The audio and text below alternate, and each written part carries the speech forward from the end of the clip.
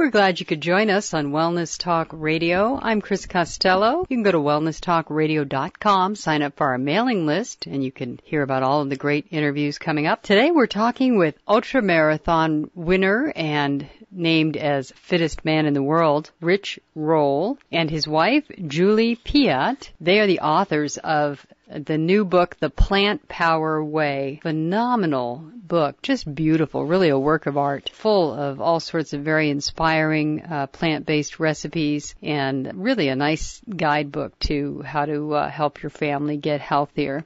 Rich, thank you so much for joining us today. Oh, thank you for having me. I appreciate it. And what an amazing story you have. It's just remarkable, and I'd love it if you could share that a little bit with people. Yeah, thank you. Well, I'm 48 years old now, but around the time I was 39, I was not so healthy. For most of my 20s and my 30s, I really didn't take care of myself very well. I subsisted on what I like to call the window diet, which means if you can drive your car up to a fine dining establishment, roll the window down, and they hand you something to eat, that's what you eat. So, you know, cheeseburgers, French fries, nachos, Kentucky Fried Chicken, you name it. I love that stuff. And I suppose when you're young, you can kind of get away with it for a while, but it really started to catch up to me. And so by the time I was 39 years old, I was 50 pounds overweight and really just kind of a lethargic couch potato hurtling into middle age and you know, a bit of a workaholic, very intense on climbing the corporate ladder and building a family and doing all the things that, you know, that we do. And everything kind of came to a very crystallized head late one evening when I was climbing up my staircase to go to sleep one night, and I had to pause halfway up a simple flight of stairs. I was winded, tightness in my chest, sweat on my brow, and really the fear of God. I thought I was on the precipice of having a heart attack. And it was a moment in time in which everything's focused, and I realized not only that I needed to change the way that I was living, because I had known that intellectually for quite some time, but that I actually finally wanted to, that I had the willingness to make some pretty substantial, significant, and specific changes in my diet and lifestyle. And that was the first step. My introduction to the world of wellness, and ultimately, you know, later on, what kind of morphed into this career as an ultra-endurance athlete in middle age. Rich, when you had that moment, you know, I think you had some chest pain too or something like that? Yes, definitely tightness in my chest, and heart disease runs in my family. My mother would always tell me, you've got to be really careful, and I never really heeded her words. But, you know, in that moment, I was definitely remembering the many times that she would admonish me for my dietary preferences, because her father, who had been a champion swimmer in his youth, and was my sport when I was in college, had died very, very young of a heart attack. And I realized that I was headed in his direction pretty quickly. And that was your mom's father? Yes, exactly.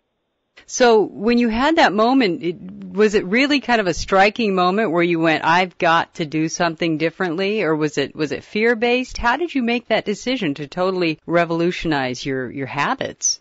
Yeah, I mean, it was definitely fear-based in that moment and motivated by pain. And it reminded me of a moment that I had experienced many years earlier when I was 31, because another big part of my story is that I'm a recovering alcoholic. And for, 15 years, I really destroyed myself with the lifestyle choices that I was making around drugs and alcohol. And I had a moment when I was 31 where I woke up and realized that, today was the day that I was going to get sober. And I made a decision in that moment that changed my life forever.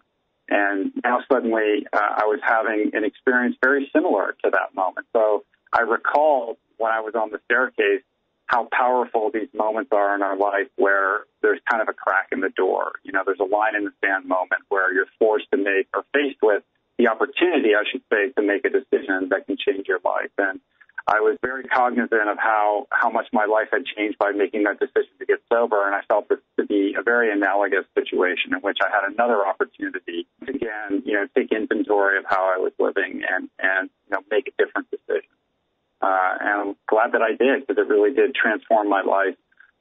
almost as significantly as getting sober has. So what I'm really curious about is how you actually, because I think a lot of people have those moments. They get those moments where they go, okay, this is a wake-up call. This is a warning. I've got to change. But very few actually do what you did. I mean, you obviously excelled to the ultra-marathon fittest man in the world kind of thing. But, what did you actually do? What did the steps look like? Well, I think there's a very kind of convenient, neatly packaged narrative on the internet that makes it sound like it was an overnight thing, and it certainly was not that. It was a gradual, very organic progression towards trying to adopt healthier habits one at a time. And I would say that it began with doing a 7-day fruit and vegetable juice cleanse. That was kind of the first step that I took under the tutelage of Julie, who had done these things before. It was very out of character for me. It was the last kind of thing that I ever imagined myself doing, but it was a very profound experience for me because it really helped me understand the equation between food and vitality. Because at the end of that 7 days, I felt amazing, and that's what kind of girded my resolve to try to find a way of eating that would allow me to feel that good all the time. And I played around with a bunch of different diets. For about 6 months, I was on what I would characterize as kind of a junk food vegetarian diet, which was not, availing me of any positive results. And ultimately, after 6 months, I actually was starting to lose hope that I was going to be able to find a way to eat that would make me feel great all the time. And that's when I decided, as sort of a last-ditch effort, that I would try to explore what would happen if I ate completely plant-based, no animal products, no dairy, no eggs, no fish. And quite honestly, I didn't think that it would make a difference, and I don't even know that I wanted it to make a difference because it seemed so severe. But when I took that leap of faith and tried it, it really agreed with me, and I just felt, within a week, I just felt like a completely different person. And that's at that point where I started to really try to educate myself about how to do it properly, make sure that I was getting all my nutrients. And it's been what we like to call an evolution revolution. And it's been going on for about 8 years now, and it continues to change and evolve and get refined. Yeah, and that's interesting, isn't it? That week, it's so transformative. I had that experience myself. It's why I started the radio show, because I just couldn't believe it, that it could make that much difference to change your habits and feel so differently. So, Julie, I'm curious, though, now, were you eating this way all along and kind of watching him eat the standard American diet, or what was that like? That was really interesting. No, so my background, just really quick, is I was raised in Alaska, and my dad was a game hunter. So I grew up on, reindeer sausage and caribou tacos and, a lot of salmon. And then as I discovered yoga, maybe about 20 years ago, the more yoga I practiced, the less just the desire to eat meat sort of just fell away from me.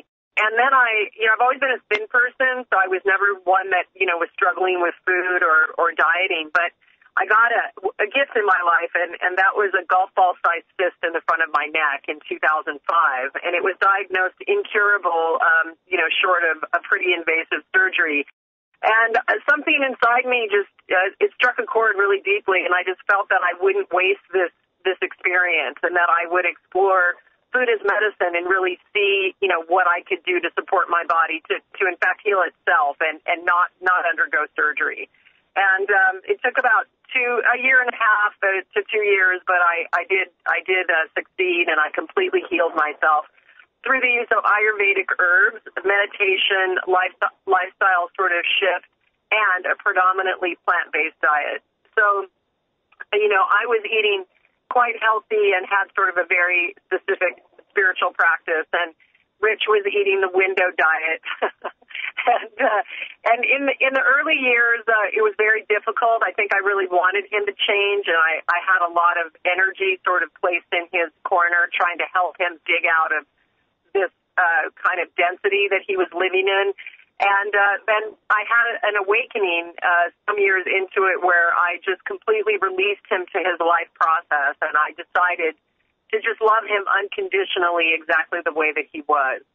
And it was, in fact, that act that allowed him to embark on his own transformational journey. Oh, that's really powerful. I think so many of us spend time trying to fix other people around us. You know, I know I've done that myself. Now, I'm curious about the cysts, though. What that just showed up out of nowhere, and what did you heal that on your own, or did you go to practitioners? How did you do that?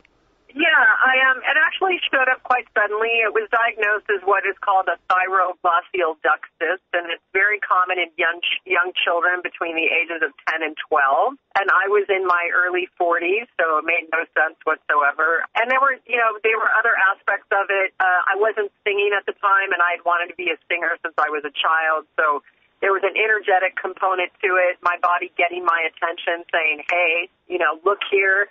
But I did. I had it MRI'd. I had it checked out, and I had undergone kind of a botched tonsillectomy as an adult some years prior, and just had a lot of referred pain into my eardrums, and it was, not an easy fix, and I was in a lot of discomfort for about 2 months. So when they said, "Oh, we're going to go in and cut it out," and it's, it's not that easy, I kind of said, "Yeah, I don't really think so." So I actually enlisted the assistance and guidance of an Ayurvedic physician, which is an Eastern Indian doctor.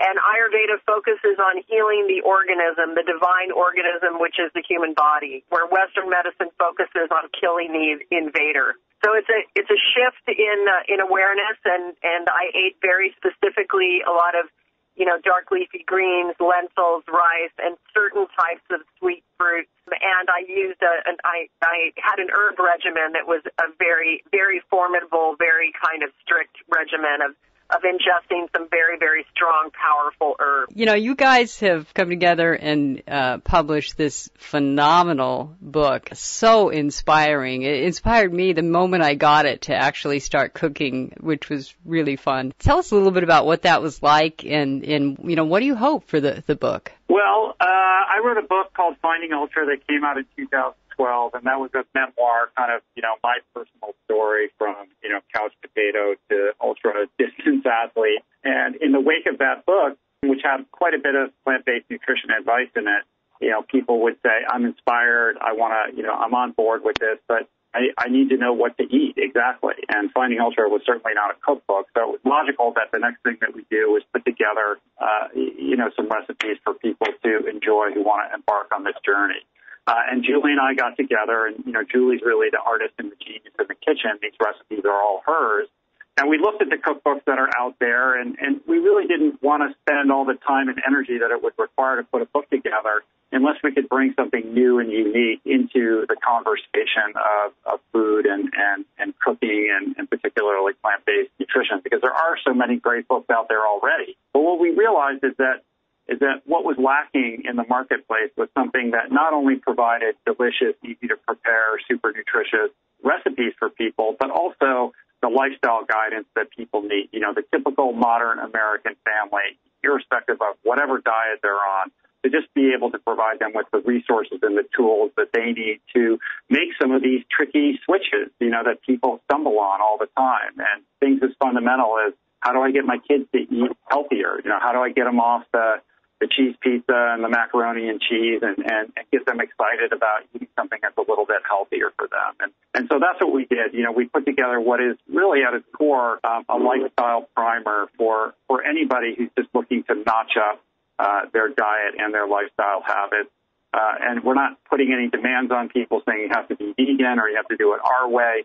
We really just wanted to inspire and inform through our example and our experience the best that we could. And we also wanted to create something that would be so beautiful that you wouldn't want to hide it in your kitchen cupboard, but you'd want to feel like you could leave it out on the coffee table for yourself and your friends to kind of peruse and page through and derive inspiration to see that this kind of lifestyle not only is accessible, but it can be fun, and it's modern, and it's cool. And being plant-based doesn't mean that you have to be, a hippie living in a tent. This is something that we can all do as modern Americans. And the idea that good health is at our fingertips and available to all of us, irrespective of circumstance. And it certainly breaks the idea of good health requires a cut-up plate of carrots and broccoli every day kind of thing. It's just beautiful, the illustrations and the pictures of your family. Now, I'm curious, too, your kids, have they embraced this lifestyle, Julie? I mean, how has that been? Do they enjoy cooking? What's that look like? Well, when we started out, again, Rich and I call it an evolution revolution, and it's important to,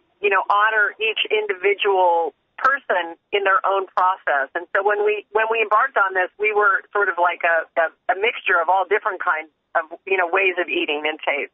And so what we did is we just started to really focus a lot on food in the kitchen, and kitchen really as like the center and the heart of our home. And we started providing really amazing plant-based meals, every meal, lots of variety, and we just kept doing it and kept creating and kept creating. And yeah, along the way, the kids got interested. We take them to the farmer's market. We take them to, different local farms. We take them, to Whole Foods or the health food stores, and we just started to really make food a central issue. They got involved, and over time, their own taste evolved along with the lifestyle, and now we are all fully plant-based. And the kids are in the kitchen a lot, and, I'm very proud that all of these recipes in this book are really authentic to our family. These are the recipes that we are eating on a daily basis, on a weekly basis, on a monthly basis. And, we hoped by having this kind of lifestyle element to the book that you would feel as if we invited you into our home and that we had a place for the reader at our family table, so that, we really wanted it to be a warm embrace to come into this lifestyle, no matter where you're at, whether you're eating meat, whether you eat fish, whether you're a vegetarian and you eat some dairy. This book is really for everybody, vegans as well as meat eaters, and anything in between. And you really captured that. I feel like I know you guys just from the photographs. It's great. So let's talk about where people can find you and also where you're going to be in the next few months. Great. So the best way to find out more about the Plantpower Way and all the things that Julie and I are doing, including a weekly podcast that I do where I interview inspiring people on the health and fitness and wellness world, is to go to richroll.com, RICHROLL.com. Julie has a cooking blog and a lot of her wisdom on her website, which is srimati.com, SRIMATI.com.